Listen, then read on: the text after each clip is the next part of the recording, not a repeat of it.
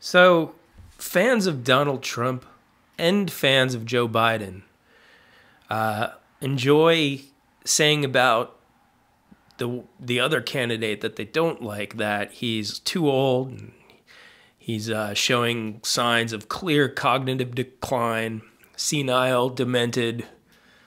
You know, you get the point I'm making. This guy is too old for the job.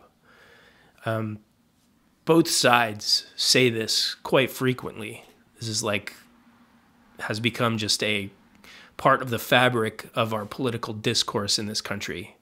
The idea that the other side's guy or girl is just too old. And it's not just Donald Trump and Joe Biden. We see this with examples from each party. Other examples such as Nancy Pelosi. You know, what is she, 108 now? And so the Republicans bring that up. And, she's not all there.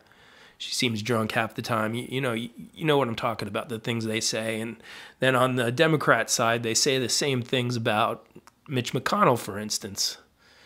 And it's not just those four. There's other examples I could think of too, but, no sense in beating a dead horse. You get the point I'm making. So my question is, why do we still use this as an insult?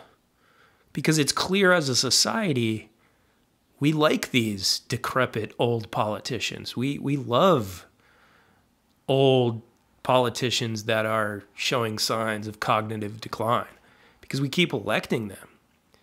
And when given options, we choose them over other options.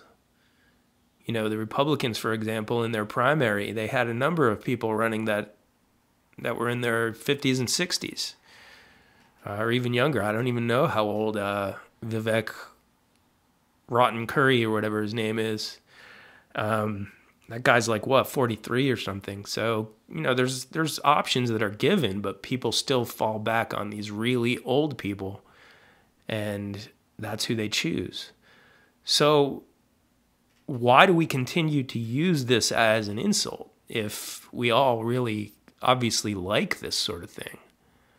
We like the old wise wizard stereotype for our politicians.